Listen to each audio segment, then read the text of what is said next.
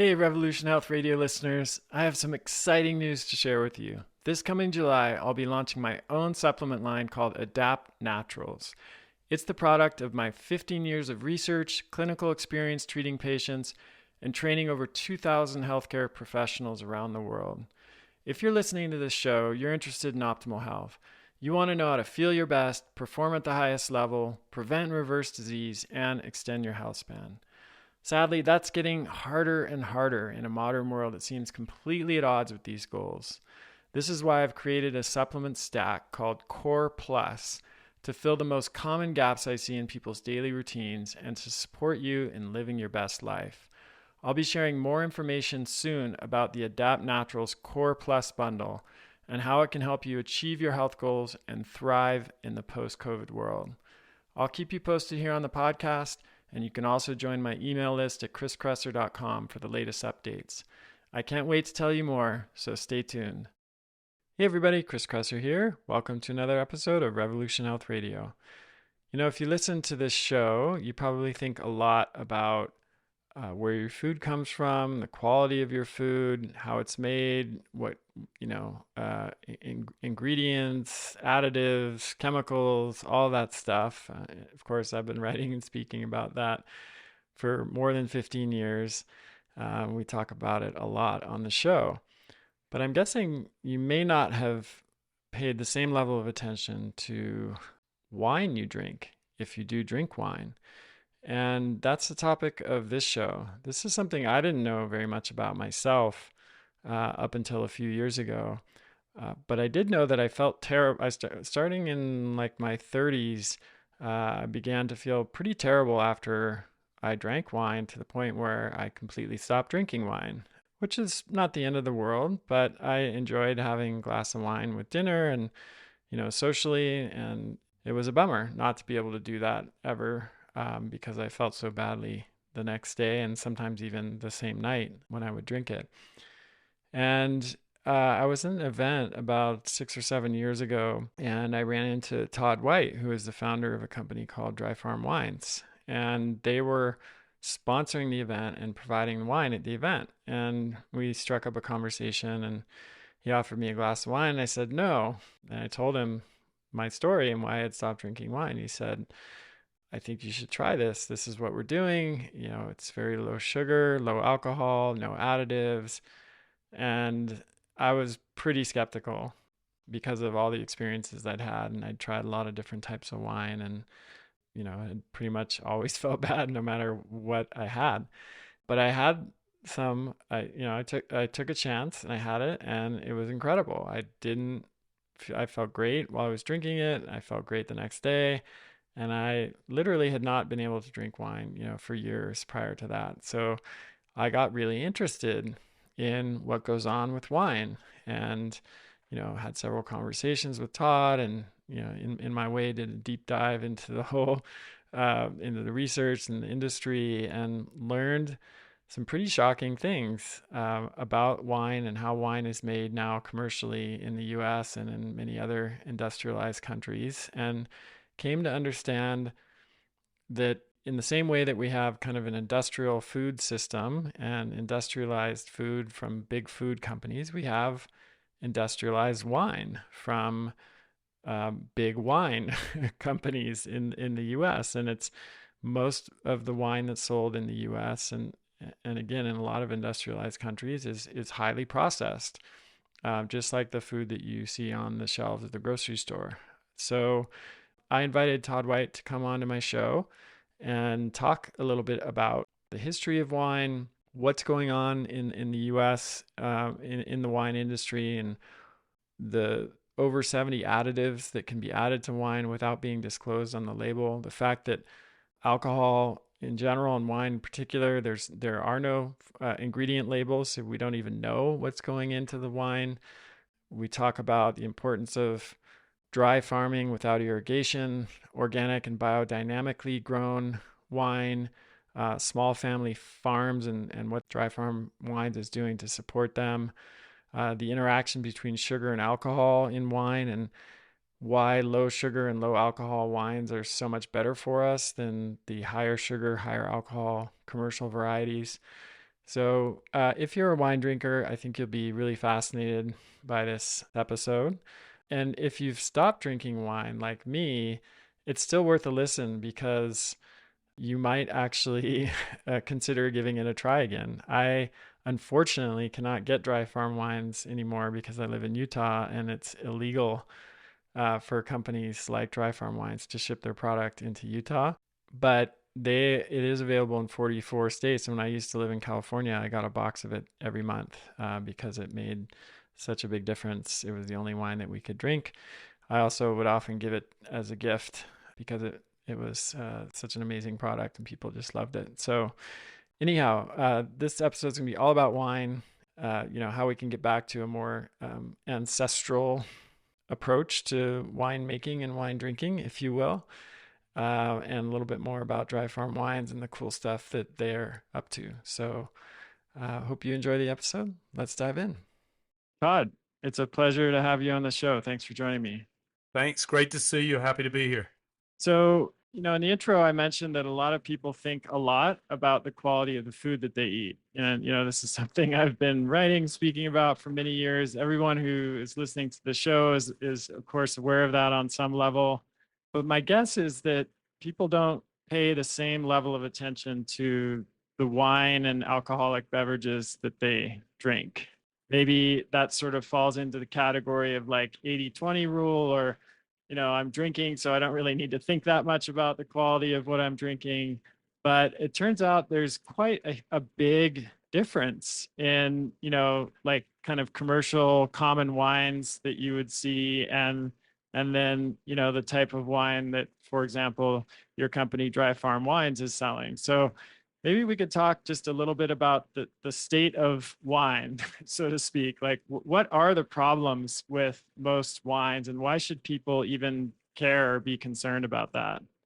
Well, I think it's worth turning the clock back to understand how this happened and why it happened.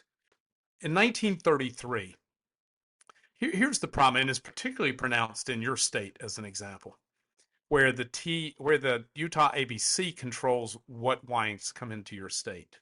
Yeah. And that's unique. There's only a handful of states where the state actually controls this process. Utah happens to be one. Um, but in the rest of the states, they operate on what's known as the three-tier system. And in the three-tier system, usually a multi-generational business controls what wines actually come into your state, right? This law was written in the 1930s in response to the repeal of prohibition in 1933. The law was created, and that everything that you're going to learn today, it might not surprise you, is going to come down to money and greed and political influence. And this is why you can't choose to drink a healthier wine. And we're going to talk about what's wrong with those wines and why they're not healthy. But it begins with your access to wine. So the system is designed to benefit a small number of people. In fact, there's an antitrust discussion going on right now in Washington, driven by the Biden administration, looking at this very issue.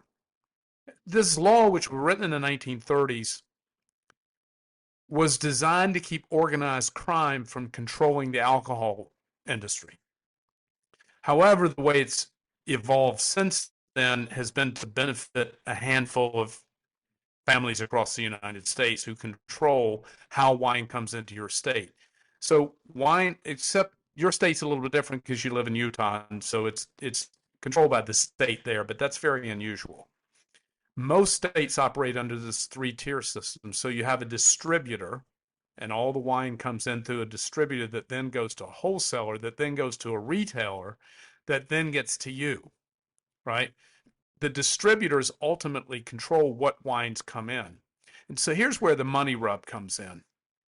The wine industry has consolidated considerably over the last 50 years, using Wall Street money, using public money to consolidate into a very massive number of companies that control most of the wine. They also control how the wine gets into your state. So these small natural organic wine producers, like the wines that I drink and sell that are healthier for you, they don't have access to distribution in most states the way, because they don't get representation by these distributors. Mm-hmm. And so these laws go back to the 1930s. Now, there's no need to have this three-tier protected system because organized crime is not a threat to controlling the alcohol industry in the way that it was in the 1930s. And there are many laws, including a lot of labor laws, alcohol laws, all these laws that were written in the 30s and 40s that don't have the same meaning today as when they were interpreted at that time. So here's the problem. You've got the wine industry is consolidated around this three-tier system. And that consolidation creates these giant, giant wine companies. Your top three wine companies in the United States, just the top three control 52% of all the wines that are made here. And the top 30 companies in the United States make over 30% of U.S. wines. So when you go into the grocery store or into a bottle shop and you see all these wines, hundreds or thousands of bottles of wine in some cases, most of those wines are made by just a handful of companies. And those companies, their goal is not to make wine better or healthier for you, is to make it cheaper and faster. And so they do that using chemicals and additives. And this is where the wine thing has come off track. Wines are also higher in alcohol today than they've ever been before. And it surprises a lot of people to hear me say this, but alcohol is a dangerous neurotoxin. And so most people think, well, the wine guy is here to sell wine. That's not what I'm here to do at all. If you don't drink, I'm not recommending that you begin drinking. And some people shouldn't drink at all. And alcohol ruins millions of lives in the United States every year. So people are surprised. Well, I thought the guy was here trying to sell you wine. No, I want to educate you. If you drink, if you choose to drink, you should be more thoughtful about what and how you drink.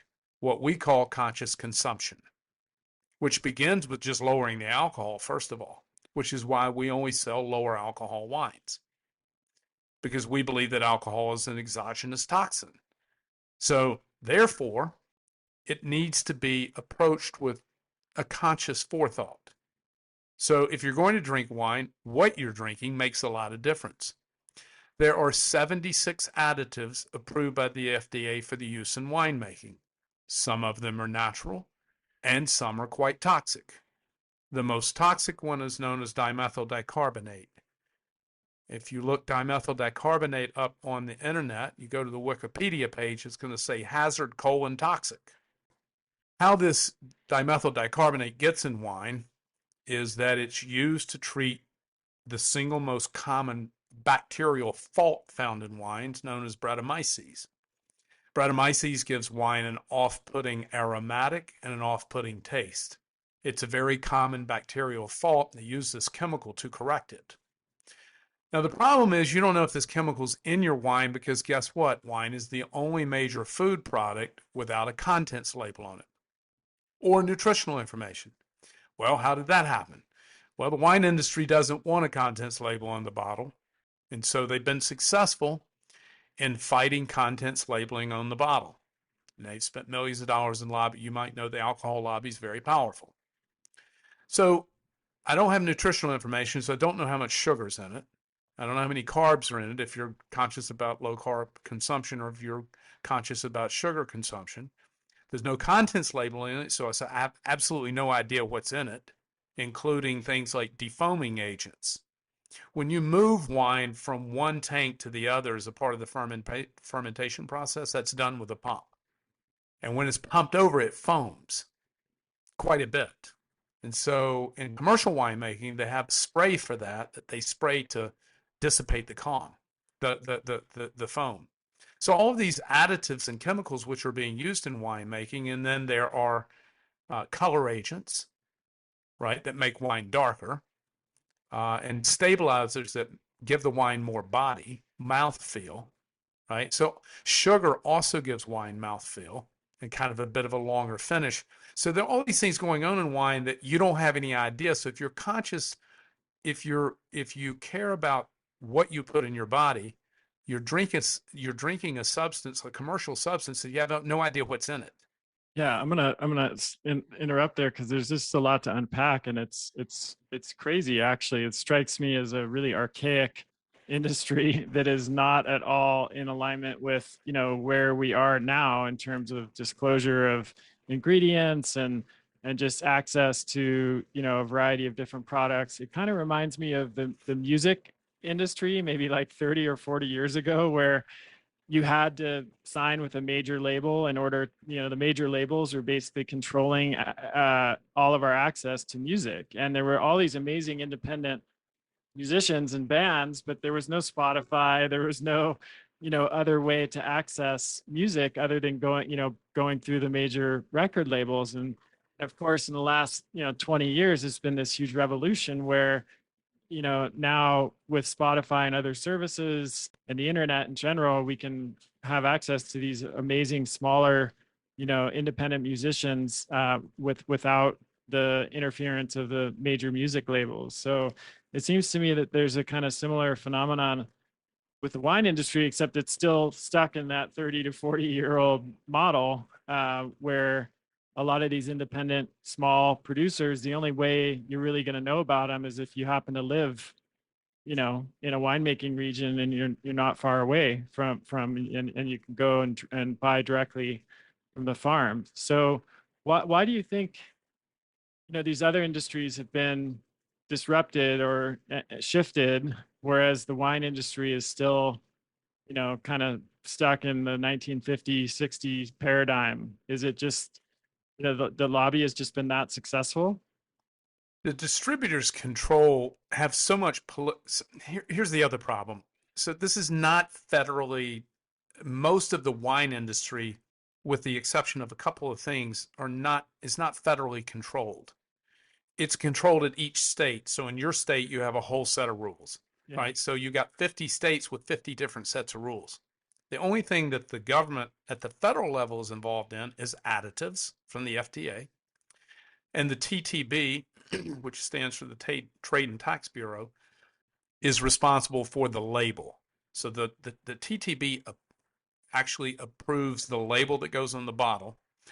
Other than that, and the three-tier system of distribution, all of the other laws are basically at the state level, which is why your state has a unique set of laws that is particular to Utah. Yeah. And it might not surprise you that because of the nature of politics there, that's how that became so conservative as it relates to alcohol. You have to change the laws in all of these states, not just one change And these federally. distributors have very powerful political connections at the state level. Right. But in fact, it's better than it used to be. So the Supreme Court actually ruled that state to state shipping, interstate shipping from wineries was illegal and anti trade about 10 years ago. So now you have 44 states, not yours. You have 44 states that it is legal to ship wine into your door. So now you have choice. Not in your state, you don't have choice because No. it's a felony to ship wine to your state. But for 44 states, those consumers have choice. Now what they need is education, right? And so if they care about their health, then it matters that they care about what's in their wine, right? And then basically we created the better for you wine category because I was looking for a better, healthier way to drink. So I was a biohacker, follow a ketogenic diet. I only eat once per day for the last 5 years. So, I've been an athlete and a fitness enthusiast, and I wanted a better way to drink wine. Wine was making me feel bad. And I had been a wine aficionado and drinking wine every day for many, many years. And wine was starting to really make me feel bad. I don't know if it was my aging or at the time I had adapted a pretty strict therapeutic ketogenic diet. Now I'm on what I'd call, you know, a modified ketogenic diet. But for a couple of years in the very beginning, before keto went mainstream, this is 6 or 7 years ago, I actually experimented with not for medical reasons, but just curiosity, biohacking reasons. I experimented with what I would call a therapeutic ketogenic diet for a couple of years.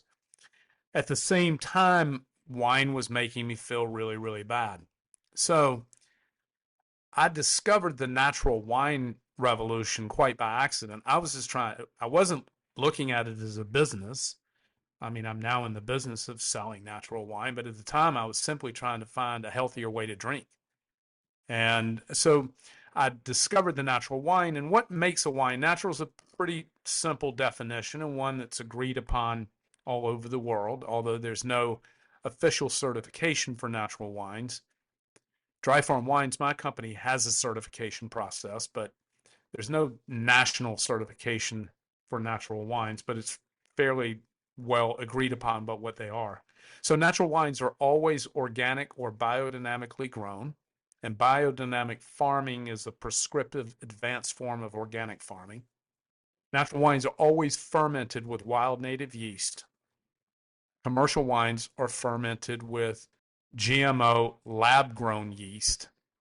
And the reason for that is that these wild native yeast, which are collect on the skin of every grapeberry in the world. So when a grapeberry is harvested, it doesn't matter where. It has a white waxy film on the surface of it. And that white waxy film is actually yeast. It collects naturally and indigenously through the vineyard where the grape is grown. That indigenous yeast is used to ferment natural wines. The reason they're not used to ferment commercial wines is that these native yeasts, these natural yeast, are temperamental. They're difficult to work with. They require a lot of coddling, and you can't make wine in great volume using these native yeast. So what happens in a commercial winery is that the winemaker introduces sulfur dioxide to the juice after it's pressed to kill the native yeast, and then inoculates it with lab-grown yeast. These lab-grown yeast have been modified to be strong and sturdy. You can make wine in large volumes with them. They will withstand a higher alcohol environment than a native yeast, and you can buy them in flavor profiles. You would know that yeast has flavor profiles if you have ever followed like the sourdough baking craze that happened during the pandemic.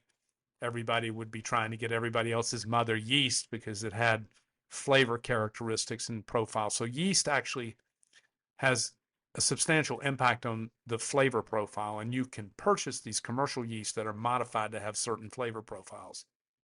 And then number three, natural wines are additive free. So they're not being chemically manipulated. As a result, natural wines are grown in pretty small quantities by very small family farms, because there's not a lot of money in making wine this way because you can't make it in great enough volumes. So if you maybe go back to the consolidated industry, you got these giant wine companies, right, who make millions and millions and millions of cases of wine. Now, they don't want you to know that, so they hide behind thousands of brands and labels, right, to trick you. They want to feature a farmhouse or maybe an animal on the label, or a chateau, to have you believe that you're drinking from, this place, when in fact most of these wines are made in giant wine factories located in the Central Valley of California. And these wine factories are ginormous, like multiple football fields big, right, where this wine is made. And if you go online, and by the way, everything I'm sharing with you, industry stats, the wine factories, the law, all of this is available on Google. Additives, the FDA, you can type FDA approved wine additives right into your computer, and the FDA document will come right up. So all of this information is not my opinion. You can validate any of it. You can search California wine factories and see pictures of these things, right? So this is not marketing speak or Todd's opinion. This is just the way it is. And so these companies can create any label and name it and put pictures on there that make it seem like it's a winery in Napa Valley or somewhere else. And there's no regulation around that. It's just they can create. Not exactly. So let's use that that's a great example. If in fact the label says Napa Valley, right, which is a legal appellation, 75% of the juice in that bottle must come from the Napa Valley, right? So that doesn't mean that it's that doesn't mean that it's made without additives or that it's even organically grown or irrigation free. As you know, the name of our company is Dry Farm Wines. What that means, we don't allow the irrigation to be used on any of our vines. It saves over 1 billion gallons of water a year just on the farms we work with. Irrigation's bad for the planet. It's unnecessary. It does make farming easier and cheaper, but it also results in poorer quality fruit. But what it does do is create bigger yields, berries filled with water, and it might not surprise you that a berry filled with water weighs more. Fruit is sold by the ton. So the more it weighs, the more valuable it is. Ultimately, everything here comes down to money and greed. It's much cheaper and easier to farm an irrigated grape field than it is a dry farmed one. And there's virtually no dry farming in the United States, virtually none. So you can't just put anything on the label. You can't say it's from Napa Valley if it's not from Napa Valley, right? But basically, you could put any image you want on it. And it doesn't matter whether it's site specific or not. And also, it doesn't matter where the wine is made. The question is, where did the fruit come from? In the case of an appellation specific like Napa Valley. Napa Valley is a very unique part of this story. Napa Valley makes a tiny, tiny, tiny fraction of the wine that is made in the United States, right? I mean, I have a home in Napa Valley. It's a very, very tiny fraction of the overall wine that's produced, and much of it is produced in Napa, um, not in factories, but in smaller wineries. Doesn't mean it's natural. Doesn't mean it's additive free. Doesn't mean it's better for you. It's just that it in those cases, and as you know, those bottles are typically 100, 150. They're like typically pedigreed and very expensive, and can go up to like $1,500 a bottle. You probably know that the human body is mostly water. What you probably don't know is that everything else in your body is 50% amino acids. These building blocks of life are essential for health and fitness. No matter how you like to move, whatever you do to stay fit, amino acids are essential. This is why Kion Aminos is my fundamental supplement for fitness. I drink them every day for energy, to build muscle, and to recover faster. Kion Aminos is backed by over 20 years of clinical research, has the highest quality ingredients, no fillers or junk, undergoes rigorous quality testing, and tastes amazing with all natural flavors. So if you want more energy, lean muscle, and faster recovery, you need to get Kion Aminos. You can now save 20% on subscriptions and 10% on one-time purchases. Just go to getkion.com/Kresser. That's GETKION.com/Kresser. So I want to talk a little bit more about additives because again, this strikes me as it's a strange thing in this country, in most countries, where ingredients and toxins are kind of innocent until proven guilty. And this is true in, personal care products and home care products and all kinds of stuff.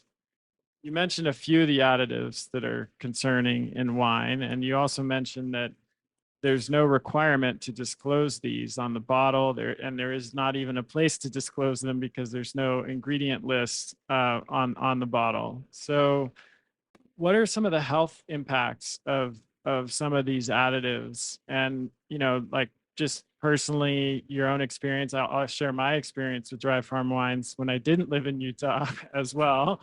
But like, a lot of people, when they drink wine, they wake up the next day with a bad headache or a hangover, or even sometimes I have patients who get skin rashes and things like that. They always just assumed it was the wine or perhaps the alcohol, but it seems entirely plausible.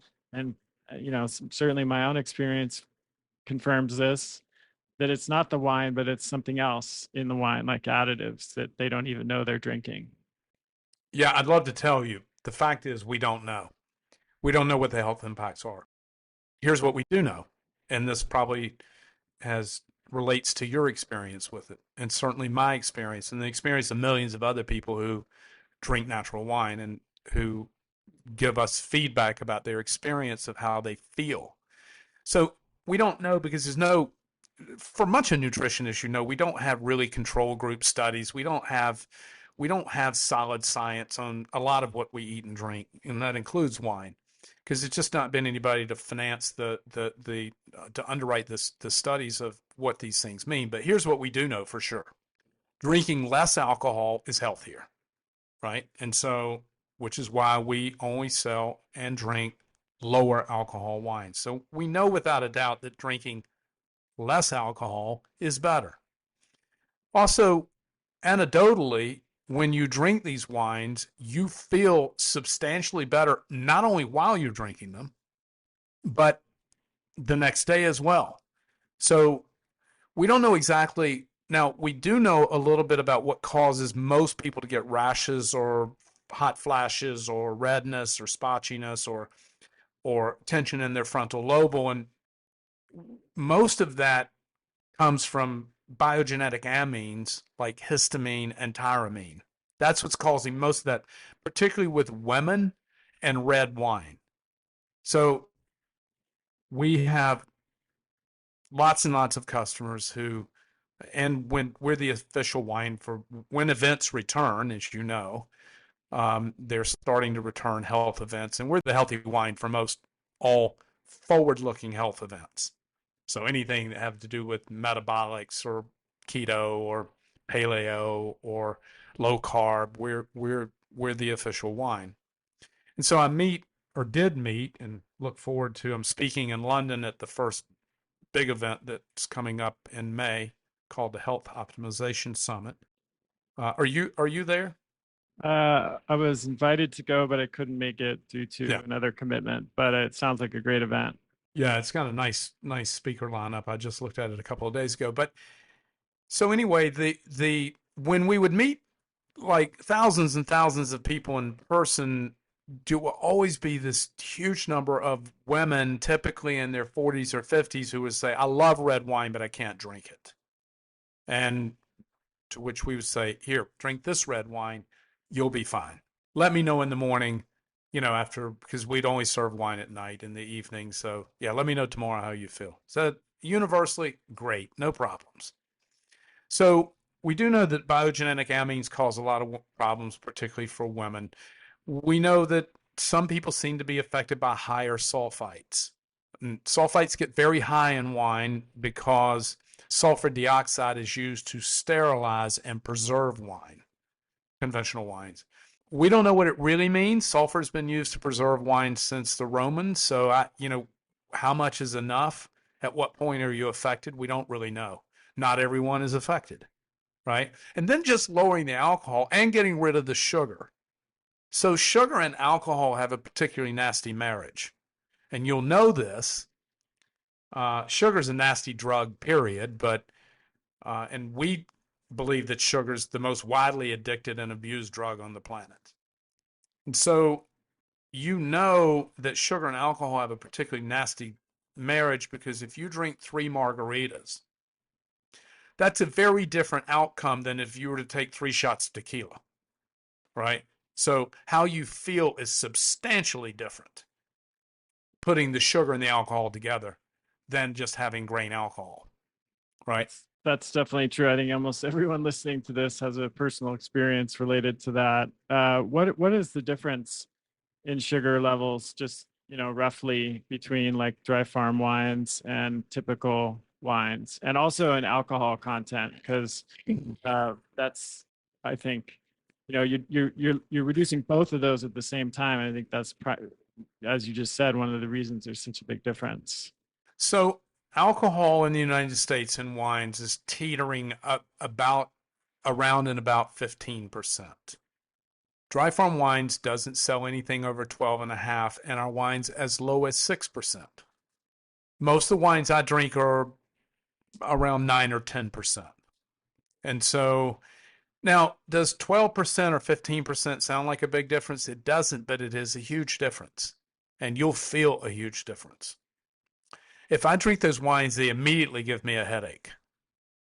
And so now that I've not consumed conventional wines for a very long time, and the rare occasion when I do, they make me feel very bad. And that's generally the experience of our customers as well. Once they start drinking natural wines, they can't go back to drinking conventional wine. And so let's talk about the sugar element. Our wines are statistically and categorically, by law and definition, sugar free. Now, that means that we do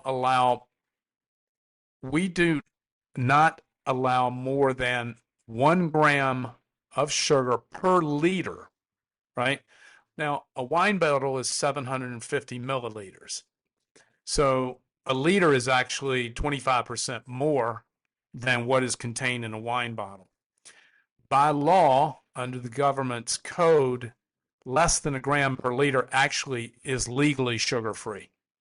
Now, we lab tested the top 20 best selling wines in the United States last year. And those lists are easy to come by in industry standards. So we lab tested the top, didn't matter what country they were from, we lab tested the top 20 best selling wines in the United States. Of those, only 2 met our criteria for sugar free. So sugar can range anywhere from 0 grams, right, or in a fractional amount of sugar that's statistically sugar free. Let's just call it 0 sugar. And a dessert wine could be 100 grams of sugar, right, in a bottle. In a dessert wine, Sure. I'm talking about something that's noticeably very, very sweet. That's still a lot, though. And it could range on commercial wines, just so what you're seeing in the grocery store, anywhere from a few grams in the bottle to 10 or 20 grams, right? So it kind of depends on what range you're at. But if you get into what are obviously sweeter wines, right, you'll taste sugar. If you're in the 5 gram, 6 gram range, you won't taste the sugar because wine has an underlying acid to it too. It's just like it's the same thing in a cola, right? Where you have ascorbic acid that is so high, even though it has maybe 32 grams of sugar in a 12-ounce serving, it doesn't taste like that, right? If it were just sugar and water, it would be super, super sweet, right? And I think your point too is that it's not just the sugar independently or the alcohol independently. It's the kind of exponential effect when you combine the two together that makes the biggest difference. Well, I mean, you've drank a lot of our wine. You understand that you feel substantially different. Yeah. It's not just a little bit different. No, It's substantially different. for me, you may recall this, Todd, when we first met, which was back in your early keto experiment days. I had stopped drinking wine for quite a long time because I described it as kryptonite for me. Like I have, I could drink clear spirits like tequila or vodka or gin, but I couldn't drink beer and I couldn't drink wine because I just felt terrible the next day. And to the point where I thought, oh, maybe I've developed some kind of allergy to alcohol or something in wine. And then, when I drank dry farm wine, I mean, I was very skeptical because I recall you were quite skeptical. was I mean I'm kind of skeptical in general, but I was skeptical because I had tried so many different wines and organic wines and wines from Whole Foods and other kind of. Just because a wine is organic doesn't mean it's additive free. Exactly. Doesn't mean it's sugar free either. Right. It just means it's grown organically. It doesn't mean that it's fermented with wild native yeast. It just means it was organic farming. Now, is that a step in the right direction for the earth and for wine in general? Sure. Organic wine must be better for you than non-organic wine. But just because a wine is organic doesn't mean that it checks these other boxes. No, and I mean I can attest to that because it still didn't make a difference. I mean maybe there was some difference, but not to the point where I could drink wine. And then we met and I had some wine at that first event and it was just kind of shocked that I could drink it and I didn't have the headache. I didn't feel terrible. I felt actually good and normal the next day. And I continued to drink it when I still lived in California, and that that this move to Utah has been amazing in lots of ways. But one way that it has not been amazing is that I can't get dry farm wines anymore. Yeah, it's there's actually a surprising number of health focused, forward, very progressive thinkers who live in Utah now, particularly around Salt Lake City. Yeah, And like amazingly interesting, I was just in Utah 2 weeks ago for an event up at Powder Mountain. yeah, And so, I mean, there's an amazing number of smart, very healthy people who live in in the Salt Lake City area. I don't know if you're around Salt Lake City, but I'm in, we have a lot of customers there who would love to get our wine. yeah, me too. I'm in Park City, which is up the road from Salt Lake City. Sure. Know lots, the folks at Powder Mountain probably where you were, and but yeah, it's a bummer because I really used to enjoy having wine. I was never a heavy wine drinker, but I would love to have it, socially, like at dinner parties or go out to dinner or something like Wine that. and dinner are just, wine, food and wine are just a great pairing. Talking about the spirits thing for a moment, because I think it's fair to give tequila or vodka its due for being a clear distilled pure ethyl alcohol. The problem I have with spirits, and the reason I don't drink them, is because they're too high in alcohol. Yeah, So tequila's 45% alcohol. And for me, that's because alcohol's such a domino and progressive drug, right? And when I say a domino drug, what I mean by that is that it draws you in. So the more you drink, the faster you drink, the more likely you are to drink more. And we don't think that people should be drinking more. We think they should be drinking less. Lower alcohol, meaning they can now drink more volume, right? Without having the same negative consequences from having too much alcohol. So I actually, you know, I mean, I freely talk about this. My life might be better off if I didn't drink at all. It's very possible that my life could be enhanced by that. I don't know. I'm not going to stop drinking. I like drinking wine. What I don't love is alcohol, right? I like it in moderate amounts, and it's an occupational hazard, unfortunately, that in my line of work, if you drink too much of even natural wine, you will get drunk. This is not natural wine doesn't prohibit you from getting drunk. It gives you a healthier way to get drunk, but it doesn't prohibit you from getting drunk. And so, you know, it's I happen to love wine. I don't love alcohol. It surprises a lot of people to hear me slam on alcohol all the time. But I think that if we want to have a healthy relationship with drinking, we should just drink less, meaning lower the alcohol down, but still be able to drink the same amount. And that's what I do. I also don't drink during the daytime, and I don't recommend anybody else does either. I'm a fat burner. I remain ketogenic, although not therapeutic. And so the moment you take in an exogenous energy source like alcohol, you're going to stop burning fat. And I want that to be only at night. I don't want to stop that process in the daytime. I don't eat in the daytime for the same reason as well. yeah. I mean, I think you're making some great points that I want to highlight here, and I appreciate it because I've talked a lot about this as well in the past. That alcohol, when you look at the research, I think it is pretty clear that overconsumption of alcohol is a huge problem and, contributes to poor health. And so I think we're both And poor brain health in particularly. absolutely. So we're both on the same page there. I think the question is, if someone does choose to drink alcohol for other reasons, socially, Well, it's fun.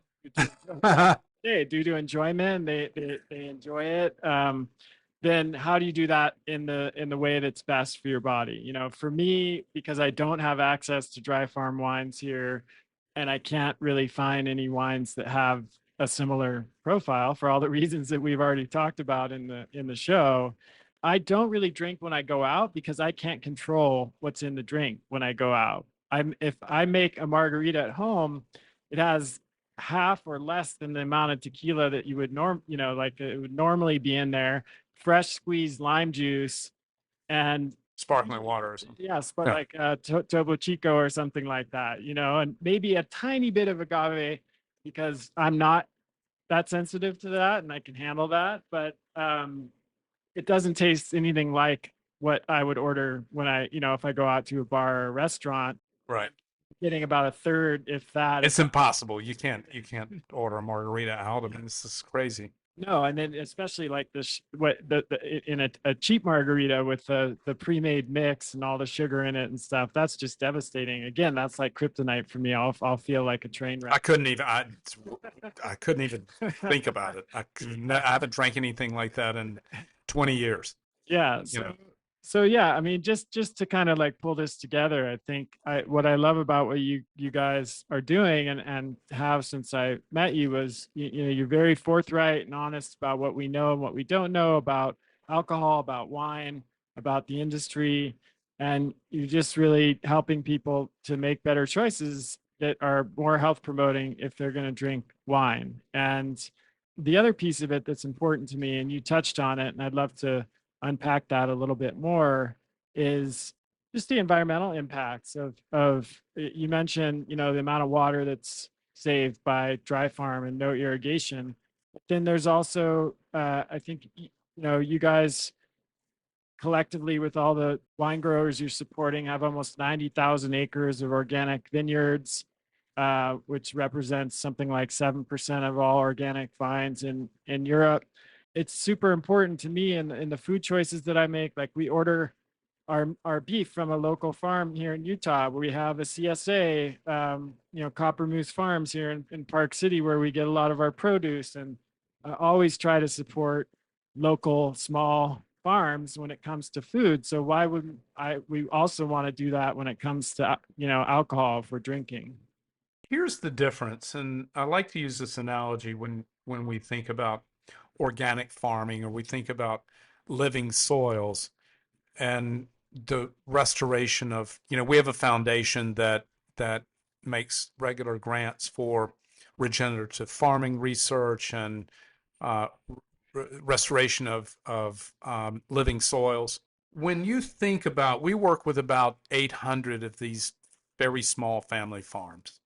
And the way I like to think about this goes back to the organic discussion as well. Just because something's organic, that's different than the small family living soil. And the way I'll illustrate that is very simple, and everybody will immediately relate to it. When you go to the farmer's market and you look at these vegetables that are grown by small family farms, they are teeming with color and vibrancy. Like you just want to take a photograph of them, right? They're just so beautiful and so vibrant. But when you go to your organic section, your grocery store, they don't look like that, right? Although they're organic, what I call industrial organic, right? And so it matters that you have this spirit and this love, just like of the local farms that you're supporting. It matters in the quality of the product that you're getting. The same thing is true of wine. So when you select a wine from a small family farm, that where there is love and commitment to the rhythms of nature and to the feeding of a living soil, which is why you see many natural winemakers, natural wine growers don't till their land. They never plow because they don't want to turn that soil over where there are billions of living organisms below the soil, as you know. When you turn that soil up and it faces the sun, it kills the life, it kills the living soil. Right. And so it's all of these kinds of things. When you go into a natural vineyard, oftentimes you'll walk alongside grasses and other wild plants and flowers that will be chest high, and the grapevines on trellises just above them. Because the natural wine grower who believes that everything in nature is connected and that the earth had a couple of billion years to figure out how to make all this work together, right? So they actually want biodiversity, livestock and bees and insects. They want insects in their vineyard, right? And so there are systems, natural systems designed for nature to take care of itself. So when you go into a living wild vineyard, it will look quite wild. It looks nothing like the vineyards in California that you're used to seeing, right? Which just have scorched earth below them because they've been treated with Roundup. Right. And this is, I mean, it just strikes me that, again, all the people listening to this show deeply appreciate that when it comes to food, and make a big effort to source, their food from local farms like that. And, are well aware of the impact of large monoculture type of operations, and follow the work of folks like Joel Salatin and Alan Savory. But I think there's just in general just been less attention on similar practices and the importance of similar practices in winemaking. It just never, wine has always had this sort of romantic image. The industry has marketed it in a romantic way. It's also had this image over the years as being the healthier beverage choice of alcohol, right? And so there's never been anyone who's really questioned what we've questioned at scale. And you can imagine the industry's not very happy with me, right? I mean, I've told millions of people about this, and nobody was talking about it. Now there are other people who are starting to, well, they try to copycat us. They're not really talking about these things I'm talking about, but they want to look and act like us, right? And so, but just no one had exposed this. And again, everything I'm telling you is not marketing something I made up. You can validate everything I've told you on Google, right? So but it matters. We believe it matters to support small family farms. We believe it matters to protect the earth. And if we can do that on 90,000 acres or maybe 100,000 and save a lot of water and provide support for these farmers. And by the way, natural wines are not expensive. I mean, as you know, our wine's about $27 a bottle, including shipping to your door, Yeah. right? And wine's very expensive to ship because it's super heavy. Yeah. It's glass bottles filled with liquid. Most of it's water. And we're super, super intentional about our vetting practices, right? We have a certification protocol that lab testing. We lab test every wine to ensure that it is what we say it is, to ensure it's what it's been told to us to be. We test for sulfites. We test for alcohol. We test for sugar. We want to make sure what we're representing is what's been represented to us. And then we're the largest buyer and seller of natural wines in the world. So we have a very, very committed. And also the other thing is that when people meet us, like at health conferences, they can see that we're actually who we say we are, right? Right. I mean, that we are keto, that we do care, that we look healthy, right? And that we're committed to living a lifestyle that expands health span, right? If lifespan comes along with it, that's great. But the most important thing to me is expanding my health span Absolutely. and staying healthy. I hope that's for 100 years, but I don't want to get sick until the very end. It's Yeah. likely that we all get sick at some point, but what we can do is delay that, which is one of the reasons I'm fanatically opposed to the consumption of sugar in only in very, very moderate doses. Yeah. And so I think the overconsumption of sugar and elevated blood glucose is a primary driver of most chronic illness. I think just again, kind of bringing this together in my mind, I like analogies, but when I think of dry farm wines, it's sort of like the difference between, a processed food and an unprocessed food. And you could go even further back to, like, we know today, like, if you go into the grocery store and you see a carrot or an apple, that's nothing like what carrots and apples, were like Oh, that's of evolutionary history. They're almost exactly the same thing, right? And so not the same thing at all. Same thing for wine. I mean, the wine we sell is the same wine the Romans were drinking. that's exactly my point. Like, It's the same wine that is found in Sardinia where blue zones and Dan Buettner's work has been done, where showing that in most of the blue zones where centarians and super centarians have been studied, most of them, with the exception of one, they consume wine. But these are natural wines made in their garage. Right. These are not coming from the grocery store. Yeah, they're not ultra processed wines, which is what we're mostly getting in the store. So, you know, if you are paying attention to your diet and following a kind of ancestral diet and trying to eat as close to, you know, what humans ate for the vast majority of our evolutionary history, if you're going to drink alcohol, then it makes sense that you would, you know, pay the same level of attention to what you're drinking. And that, You would drink the same wine they were drinking.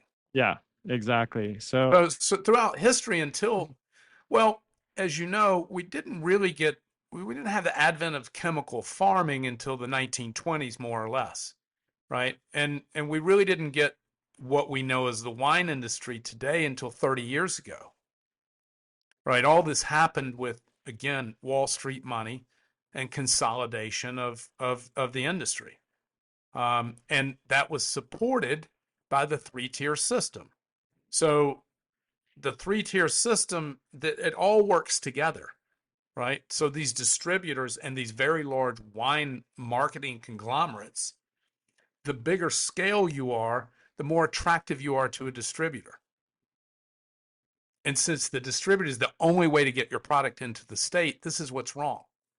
yeah, yeah, it's a big problem, but the good news is 44 states in the US you can order dry farm wine. I happen to be in one of them where you can't, but I think a lot of the listeners will be fortunate enough to be in a state where you can. And I just want everybody to know that Todd, and super generous of you to offer this to my listeners, but you can get an extra bottle in your first box for just 1 penny if you go to dryfarmwines.com/Chris Kresser. And Todd, I think you have different packages of wine for, you know, whites and reds and, you know, for different preferences. How does that work? It's you can choose mix match any way that you want: sparkling, orange, rosé, white, red. So orange wine is not made with oranges, by the way. It's a white wine that's had skin contact during the fermentation process, but it's just commonly referred to as orange. But it has nothing to do with orange, and it's also sugar free. So yeah, so you can combine any frequency of delivery and any variation of. We have special packages, like we have a bold red membership for people who just like big red wine, right? Or we have a Pinot Noir membership for people who like Pinot Noir. So it's like, so it can be customized in any way you want. Great. So again, that's dryfarmwines.com/Chris Kresser.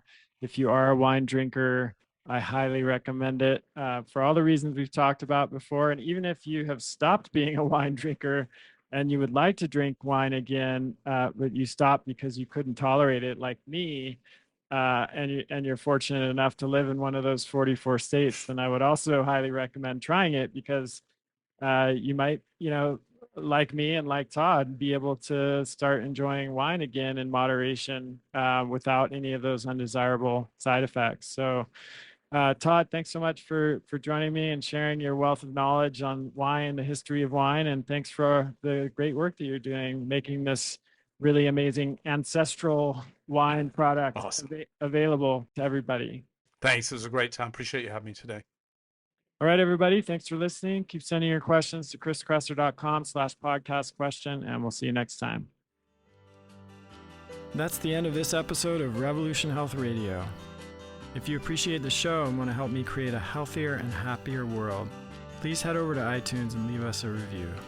They really do make a difference. If you'd like to ask a question for me to answer on a future episode, you can do that at chriskresser.com/podcast question. You can also leave a suggestion for someone you'd like me to interview there. If you're on social media, you can follow me at twitter.com/Chris Kresser or facebook.com/Chris Kresser L.A.C.